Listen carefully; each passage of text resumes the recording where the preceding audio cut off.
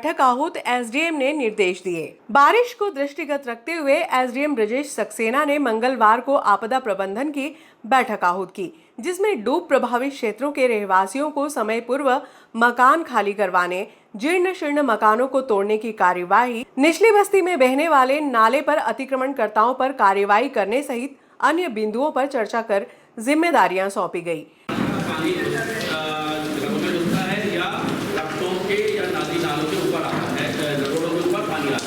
तो ऐसे नदी नालों का चिन्हांकन, जहाँ की बाढ़ के समय रस्तों में पानी या उनके ऊपर पानी आ जाता है, उनका चिन्हांकन PWD ने कर लिया होगा, या जहाँ जिनके रोड होंगे संबंधित के उनने चिन्हांकन कर लिया होगा। तो जो भी चिन्हांकन आपने किए हैं उसकी एक सूची हमें दे दीजिएगा।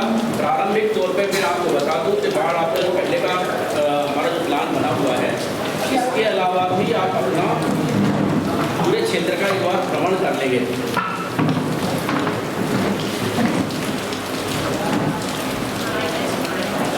होने वाले ग्राम हैं नायन, चक्रावदा, भगतपुरी, नवटखेड़ा, बनवाड़ा, गीरगढ़, जीनसुड़ा, खाटीसुड़ा। इसके अलावा भी मैं आप लोगों से भी निवेदन करूँगा कि अगर मैं जो गाँव बोल रहा हूँ कहीं कोई दिक्कत बाढ़ के समय आती हो, आपकी संज्ञान में हो, तो आप भी यहाँ अवगत करा दें, ताकि हम उसके लिए भी प्लानिंग पहले से तैयार कर लें। आप सबका सहयोग भी इसमें अपेक्षित है। गंभीर नदी से प्रभावित होने वाले ग्राम हैं जंगल पाटलिया, चावड़, दियाजीगढ़, अरोलिया जस्सा, सुरजाखेड़ी, ऊपरखेड़ी, इटावा, अरोलिया पदमा, अरोलिया देवड़ा और शिप्रा नदी से प्रभावित होने वाले केवल नैया एक गाँव है।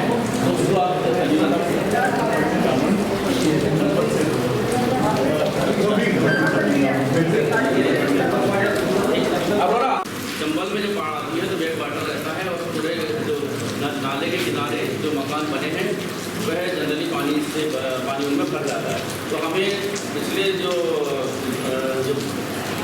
सालों का जब हम देखते हैं तो हमें वहाँ राहत केंद्र में उनको स्थापित करना पड़ता है। तो लगभग कितने परिवारों को स्थापित करना होगा? हमारा जो वार्ड क्रमांक 1 एकड़ होगा इस नंबर पर आप क्षेत्र लिखा हुआ है। ठीक है। वार्ड नंबर 15 में पाटलिया गाँव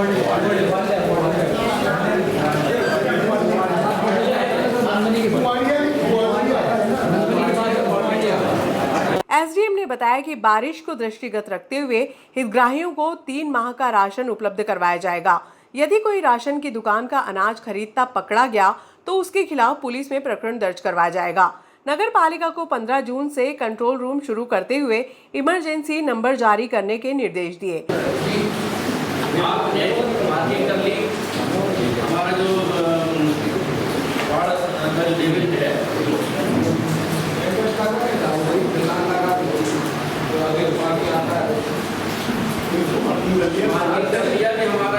इतने समय के बाद बाढ़ आ गई, मार्किंग है तो ये मार्किंग एक बार फिर से देख लीजिएगा और उस मार्किंग के 1-2 फीट पहले ही आप संबंधित विभागों को कम्युनिकेट करेंगे कि बुलवा देते हैं। इस तरीके की व्यवस्था एक तो ये है कि पहले तो मैं प्रायोगिकता ये रखना चाहिए कम से कम और जो भी हमारे नदी नाले हैं आपका इनके हटाए अगर पानी संभावित अगर हमें लग रहा है तो पहले से करके और जो वास्तव में अतिक्रमण करके जो बहुत ही ज़्यादा दिक्कत करते हैं उनको हटाया जाए। तो खरीदार बहुत सारे हो सकते हैं, कहीं से भी कोई भी इन्फॉर्म कर कहीं से भी जानकारी मिलती है कि जो उचित मूल्य का खाद्यान्न है कोई खरीद के और व्यापारी में खरीद रहा है तो उसके संज्ञान में यहाँ पर बताइए, हम उन पर कार्रवाई करेंगे। आज पूरे अनुभाग के हमने बाढ़ आपदा के संबंध में सारे अधिकारियों के साथ में बैठक आयोजित की गई थी। जनरली यहाँ चंबल, गंभीर और शिप्रा तीनों नदियाँ हमारे अनुभाग क्षेत्र से बहती हैं। कुछ नाले भी हैं। इन बड़ी नदियों का पानी बैक वाटर के रूप में नालों में आता है। इससे जल भराव की स्थिति नगर में खासतौर से उत्पन्न होती है। नागदा नगर में राहत कैंप भी हमें आयोजित करना पड़ता है। इसको लेकर के सारे अधिकारियों के साथ में मीटिंग आयोजित की गई थी। सभी को निर्देश जारी किए गए हैं किस तरह से जनहानि को रोका जा सके, किसी भी तरह की जनहानि नहीं हो, इसके लिए पूर्व तैयारी सभी विभागों के साथ हम लोग कर रहे हैं। और यही रहेगा कि राहत कैंपों में प्रॉपर व्यवस्थाएं रहें और कोई भी आवागमन के जो मार्ग हैं पूर्व से ही बंद हो जाएं, ताकि बाढ़ की स्थिति में कोई भी नदी नाले क्रॉस पानी की स्थिति में नहीं करें। ये अभी बारिश का समय है, इस समय किसी को बेघर करना व्यवहारिक प्रतीत नहीं होता है। मैंने नगर पालिका को निर्देशित किया है कि जो जल भराव ग्रस्त क्षेत्र हैं उनका चिन्हांकन करें। अगर हमेशा ही जल भराव होता है तो उनके विस्थापन की प्रक्रिया करें। सर, नगर पालिका द्वारा कंट्रोल रूम का एक नंबर जारी किया गया है, वो क्या हमेशा चालू रहता है सर, या आपने उसको टेस्ट करा? 15 जून के बाद हमारा कंट्रोल रूम चालू करने का प्रावधान है। हर साल जो बारिश के पहले 15 जून से हम लोग एक कंट्रोल रूम स्थापित करते हैं। वो 24 घंटे चालू रहता है। वहाँ 3-2 कर्मचारियों की स्थायी रूप से ड्यूटी रहती है। सर, शहर के 64 ब्लॉक के अंदर एक परिवार को पानी में से रेस्क्यू किया गया था, उस बूंदी पर कोई चर्चा नहीं हुई इसके अंदर से? इस बार मैंने ये दिया कि रेस्क्यू करने की नौबत नहीं आए। पूर्व से ही तैयारी हम इस तरह से करें कि अगर जिस घर में पानी भरा रहा है या डूब प्रभावित जो क्षेत्र है, पहले से ही अनाउंसमेंट सिस्टम वगैरह करके कोई भी उस क्षेत्र में नहीं जाए, उसके लिए हम पहले प्रयास करेंगे। सर, जो इंदिरा कॉलोनी है, पिछली बार 12 फीट पानी भराया था, अवैध कॉलोनी कटी हुई है वहाँ पे, तो उसमें मेरे बात हुई थी कि अवैध कॉलोनी काटने वाले के खिलाफ कार्रवाई होगी। आज तक कार्रवाई नहीं हुई सर, तो ना कोई वहाँ पे कोई व्यवस्था हुई, तो पानी तो फिर भी घुसेगा। देखिए, पहले ही मैं बता चुका हूँ कि जो बाढ़ प्रभावित एरिया है उसके विस्थापन के लिए हम लोग कार्रवाई करेंगे। जिसने भी कॉलोनी अगर अवैध कॉलोनी काटी है, निश्चित रूप से कार्रवाई होना चाहिए। हम लोग इस पर देखेंगे। सर, आपदा प्रबंधन की महत्वपूर्ण बैठक थी, इसमें स्वास्थ्य विभाग का कोई भी अधिकारी मौजूद नहीं था। लास्ट के आखिरी 5 मिनट में यहाँ पे पहुँचे, क्या उनके ऊपर आपको? देखिए, डॉक्टर साहब क्योंकि यहाँ कमी है डॉक्टरों की, अभी डॉक्टर साहब ने खुद बताया है कि वो एक अर्जेंसी कोई केस आ गया था, उसमें थे। इसके बाद वो आए हैं, उनको सब समझा दिया। सर, जन सुनवाई की भी अनदेखी करते हैं स्वास्थ्य विभाग? कभी नहीं आते थे, स्वास्थ्य विभाग आते ही नहीं अभी जन सुनवाई। देखिए, दिक्कत तो है, हमारे पास केवल 4 डॉक्टरों ये डॉक्टर वाले नहीं सर, दूसरे कर्मचारी भी पहले आते थे। नितेश बहुत सारे कर्मचारी हैं वहाँ, वो आते थे और ये डॉक्टर को बता देते थे। और ये तो जन सुनवाई को कोई महत्व नहीं देते। हम बीएमओ के साथ में एक बार बैठक करके इसकी व्यवस्था करेंगे। बकरा ईद को लेकर शांति समिति की बैठक आहूत। वर्तमान समय में जिस तरह से अपराध हो रहे हैं, ऐसे में नागरिकों को भी सजग रहने की आवश्यकता है। वह ऐसे असामाजिक व्यक्तियों की जानकारी तुरंत पुलिस को उपलब्ध करवाएं ताकि अपराधियों पर अंकुश लगा सके। ये बात टीआई अमृतलाल गवरी ने मंगलवार को शांति समिति की बैठक में कही। उन्होंने कहा कि सामूहिक दुष्कर्म का मामला फास्ट ट्रैक न्यायालय में चलेगा। संभवतः 1 वर्ष की समयावधि में मामले का निर्णय आ जाएगा। पुलिस ने आरोपियों के खिलाफ ठोस व डिजिटल साक्ष्य संग्रहित किए हैं, जिसको न्यायालय में पेश किया जाएगा। एसडीएम ब्रजेश सक्सेना ने कहा कि बकरीद को लेकर नगर पालिका द्वारा मुस्लिम बाहुल्य क्षेत्रों में सफाई व्यवस्था के लिए कचरा वाहन नियमित रूप से आएगा। कुर्बानी के दौरान शासन की गाइडलाइन का पालन किया जाए। अब्दुल हमीद व अमजद लाला ने संयुक्त रूप से बताया कि शहर में बकरीद की नमाज सुबह 6 बजे से 9 बजे तक अदा की जाएगी। इसके बाद कुर्बानी का सिलसिला जारी रहेगा। शहर में 4 स्थानों पर सामूहिक कुर्बानी होगी, जिसकी लिखित जानकारी पुलिस और प्रशासन को उपलब्ध करा दी गई है। फिर भी हम लोग कोशिश कर रहे हैं, अभी और कम हुआ, 2-4 लोग और हमारे कम हो गए। हम लोगों की जहाँ जरूरत लगी साहब, हम आपका साथ जब पुकारेंगे तब हम आपका साथ। टीआई साहब ने बताया है कि वास्तव में हमें पब्लिक को भी अवेयर होना पड़ेगा। मैंने थाने के बहुत से थाना जो है आपकी सुरक्षा मिल रही है, लेकिन कहाँ क्या क्राइम हो रहा है तो इतनी इन्फॉर्मेशन शुरू में मिल जाए तो बात नहीं। कहाँ लोग आपराधिक तत्व बैठ रहे हैं, कहाँ लोग घूम रहे हैं। कोशिश कर रहे हैं लगातार, शेडो एरिया हमने चिन्हित की है, शेडो एरिया में लगातार वॉच कर रहे हैं। तो पहले की तुलना में शराब पीने वाले कम बैठने लगे हैं, बहुत कुछ कम हुआ। बहुत चीज़ें खास करके जो खुलेआम लड़ाई होती थी या छीना झपटी, अब देखिए बैंक से पैसे निकाल कर लोग ले जाते हैं, ग्रामीण आते हैं जाते हैं। अभी 1 वर्ष में कोई ऐसा मामला नहीं आया जिसमें किसी ग्रामीण से किसी ने पैसे छीने, कोई लेके गया है या कोई ऐसा जेब कटिंग का मामला अभी तक पिछले 1 वर्ष में अपने पास नहीं आया। तो कोशिश कर रहे हैं, लेकिन आप लोगों की यहाँ का जिस तरह का वातावरण आबोहवा उस हिसाब से अपने पास बोर्ड कम है, हर जगह पहुँच पाना हमारे लिए संभव नहीं है। कोशिश करते हैं कि ज़्यादा से ज़्यादा आपकी अपेक्षाओं के अनुसार हम करें। कि आपने इतना अच्छा कार्य किया है इस शहर के लिए, सारे सदस्य आपका और हम लोगों का जहाँ भी सहयोग होगा बारे में अच्छा, आपके प्रदेश में 10वें स्थान पर है। और भी वो एक विद्यालय में गया था सर, वहाँ के भी बच्चे जिले में टॉपर। मतलब आपका शहर हर मामले में, इवन अपन क्राइम छोड़ दें, दूसरे आपके यहाँ देखिए इतने धार्मिक कार्यक्रम होते हैं। मुझे शायद ऐसा नहीं लगता कि हफ्ते में 2 या 3 कोई शोभा यात्रा नहीं निकलती या कोई बड़ा धार्मिक कार्यक्रम नहीं होता है। हम वो पक्ष छोड़ के हम दूसरे पक्ष की बात करें तो यहाँ सामुदायिक सौहार्द का भी माहौल इतना शानदार है। ऐसा नहीं है केवल एक विषय कि हम केवल क्राइम के लिए जा रहे हैं, उसके लिए जा रहे हैं। हर मामले में हम अलग जा रहे हैं। आपका रेलवे स्टेशन बिल्कुल एक अलग सुविधा के साथ सामने आ रहा है। आपके हम तमाम जो धार्मिक धरोहर लेके बैठे हैं, हम जिन चीज़ों को लेकर एक अलग विधा के साथ बैठे हैं। तो एक क्राइम छोड़ के हम दूसरी चीज़ भी देखें, बच्चे यहाँ के बहुत जीनियस हैं, टॉपर्स हैं, व्यापारी वर्ग भी अलग एक अलग पहचान बनाकर। स्पोर्ट्स में भी हमारे पे जो है आप देखें कि एकदम सांड और गाय लड़ रहे हैं और कई लेडीज और बच्चे जो है वो बड़ा परेशान हो रहे हैं। अभी देखने में आया कि बहुत ज़्यादा बड़ा हो, रामसाय मार्ग, जवाहर मार्ग, मेन चौराहों पे मतलब जानवर घूम रहे हैं पूरे शहर में। मतलब ये प्रॉब्लम बहुत बड़ी समस्या है, कहीं कोई बड़ी दुर्घटना हो सकती है। हाँ, बड़ी दुर्घटना हो सकती है। प्रॉब्लम ये एक्सीडेंट हो रहा है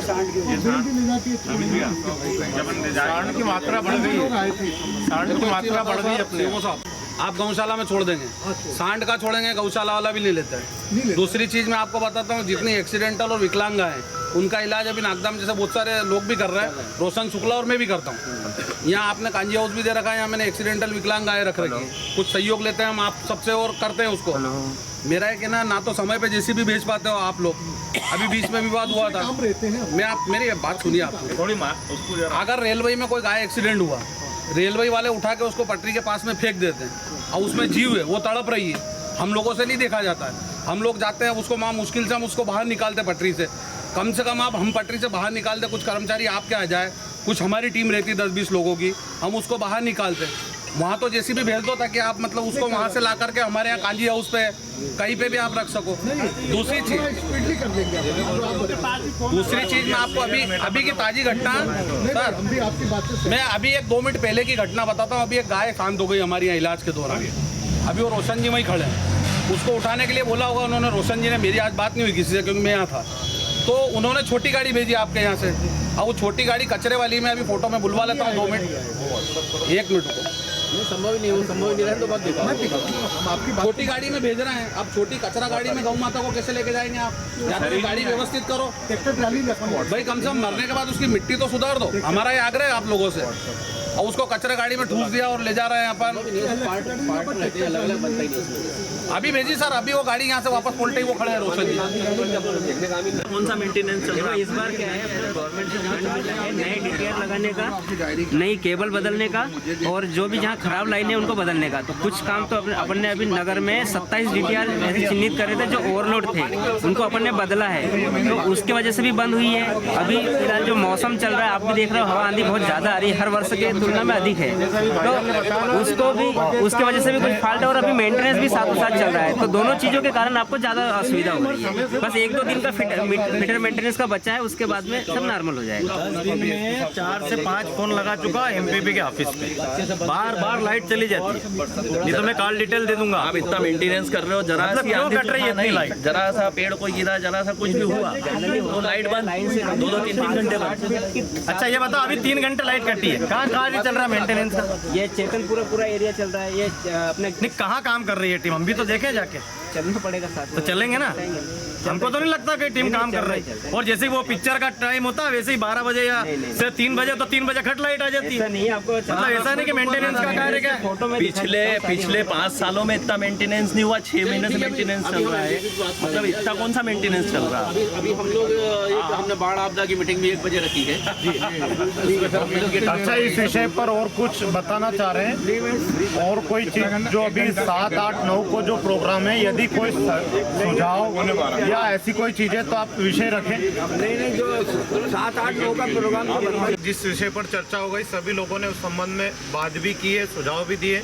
यदि और कोई सुझाव इस विषय पर, क्योंकि मेन प्रायोरिटी ये हमारी यहाँ जो शांति समिति की बैठक है सबसे मुख्य आगामी त्योहारों को लेकर है, तो उस त्योहार को लेकर यदि किसी के पास और कोई सुझाव यदि है तो हम उस हमें थोड़ा अवगत करा दे ताकि कोई प्रोसेशन हमारा नहीं, इसमें त्योहार मुहर्रम को आगे बढ़ाएं, फिर नहीं तो श्रीमान जैसा कहें उसको फिर संपन्न करें।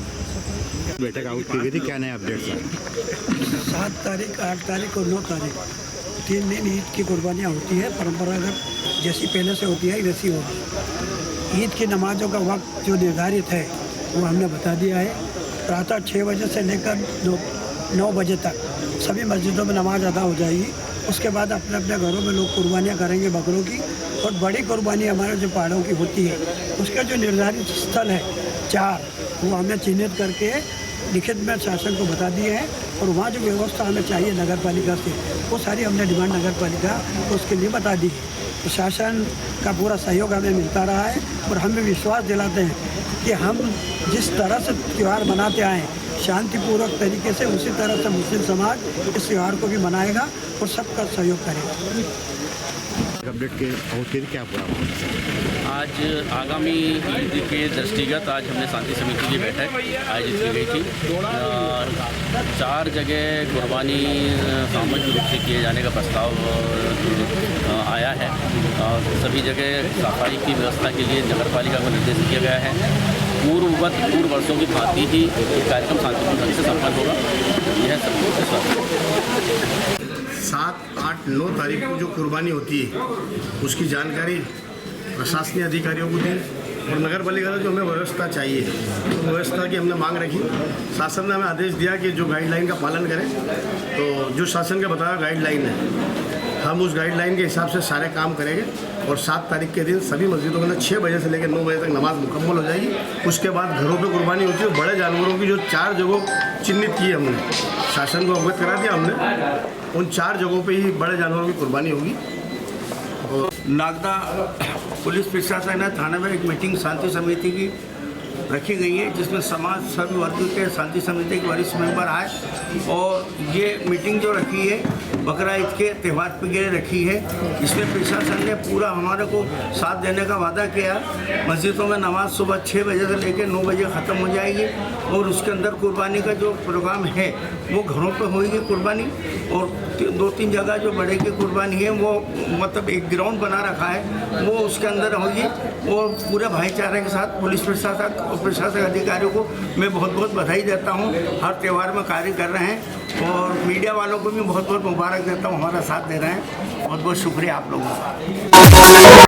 आदित्य बिरला पब्लिक स्कूल की छात्रा हिमांशी चौधरी ने जेई 7000+ पर क्रैक किया। हिमांशी की इस उपलब्धि पर मंगलवार को प्राचार्य सुनील कुमार ने हिमांशी का विद्यालय परिसर में पुष्पमाला पहनाकर स्वागत करते हुए उज्जवल भविष्य की कामना की। बात है कि हिमांशी चौधरी ने इस साल जेई एडवांस में 7000+ रैंक लाकर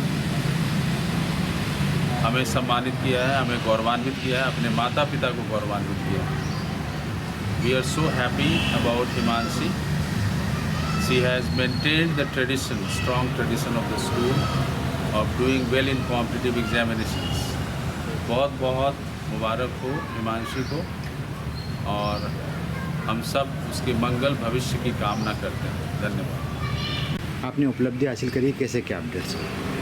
इसमें मेरे पेरेंट्स का, मेरे टीचर्स का, मेरे स्कूल का और इवन मेरी कोचिंग क्लासेस का बहुत बड़ा सपोर्ट रहा है।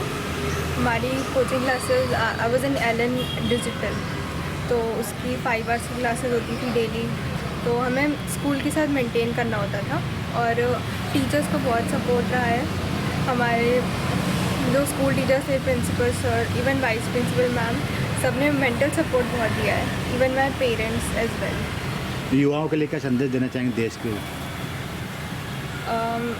ये कॉम्पिटिटिव एग्ज़ाम है तो इसके लिए हमें प्रिपेयर तो करना ही चाहिए, भले ही रिज़ल्ट आए ना आए, but everyone should prepare for it. In this process will learn something, at least will learn something.